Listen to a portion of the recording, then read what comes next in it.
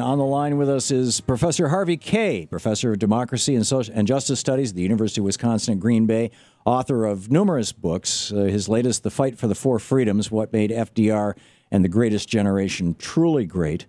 And his book about Thomas Paine and the Promise of America is one of my favorites. Harvey, welcome back. Thank you. I love being on your show. Oh, thank you. Clare McCaskill has said that on television, I think it was a couple of days ago, wasn't it? Yeah, just late last week. Yeah, that Bernie Sanders, nothing to worry about. There's no droids in this car. I mean, actually, I'm guessing that you know or have, since you wrote an op-ed about her exact words. You want to share them with us? Well, first you said that Bernie was too liberal. Right. Okay. Then she had the audacity to compare him, I believe it was, to Pat Buchanan and Ron Paul in the Republican Party in the past, which, I mean, to compare Bernie to racists like that is beyond me, but it's a shame that I thought all along, while the Republicans were losing their minds, that at least the Democrats had been holding on to theirs, and clearly there's something awry there. Well, then most importantly, she said his message was too extreme, and that's really what kicked it off. Extreme implied that they were really losing their memories, that the Democratic Party had completely forgotten its roots as far back as Thomas Paine, my hero, all the way through to Franklin Roosevelt, my favorite president, that there was this social democratic strain. And she said democratic socialism, social democracy was too extreme. And she was obviously forgetting American history. Yeah. Well, why don't you tell us about American history? Well, you've got Thomas Paine, who's to my mind, the godfather of America, really. He's the man who first calls for independence and the creation of a democratic republic.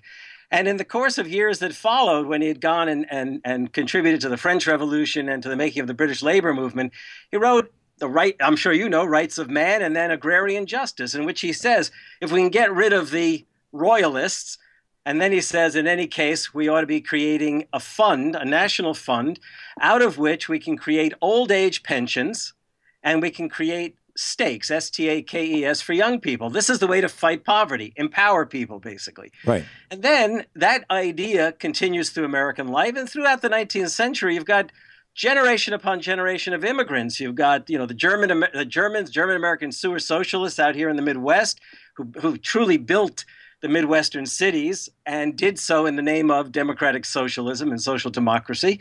You've got the farmers and laborers who flocked to the grand encampments on the plains, organized by socialists and populists.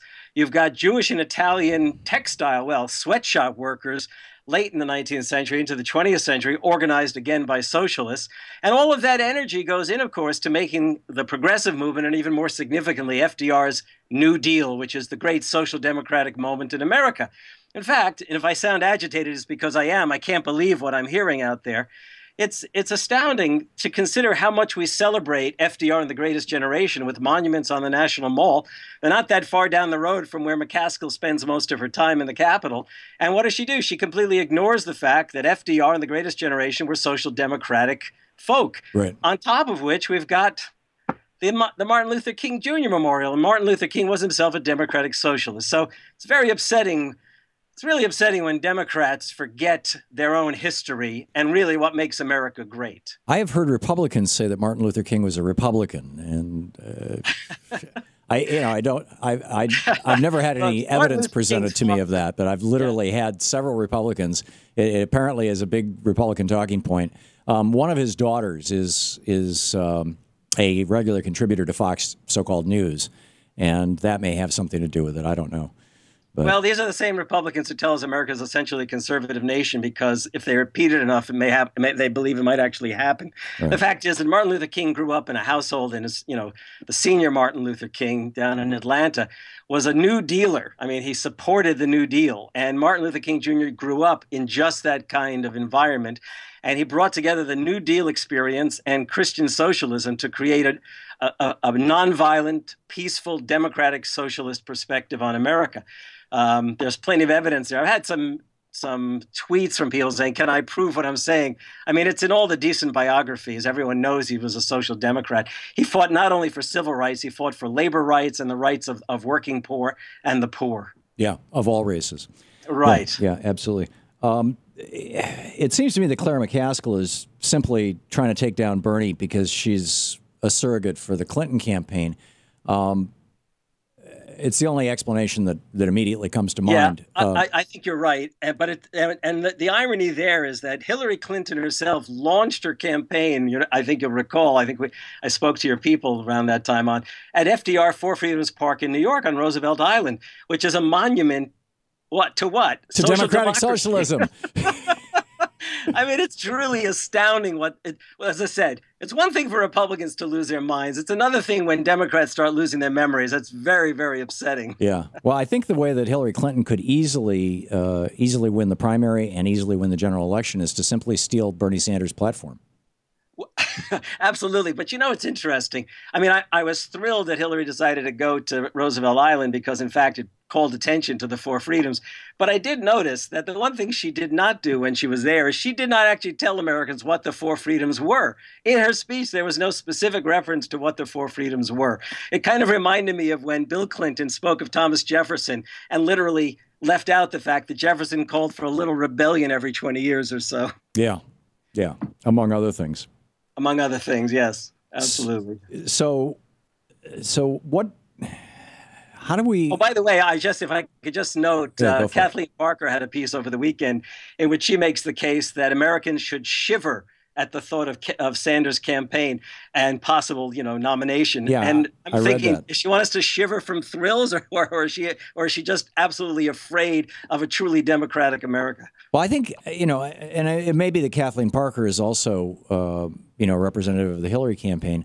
I think what is more likely, though, is that what we're seeing going on right now in both the Democratic and Republican parties is the insiders versus the outsiders.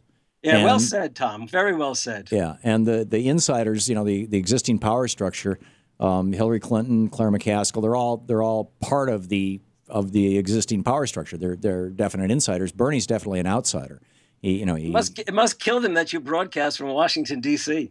Yeah, instead of Vermont. Well, we started in Vermont. Instead of Vermont, right. We started in Vermont. This show. That's how I met Bernie. I mean, Bernie. Oh, fabulous! That's great. We started the show in my living room, and Bernie would come over and sit in the living room with me, and we'd be on the air.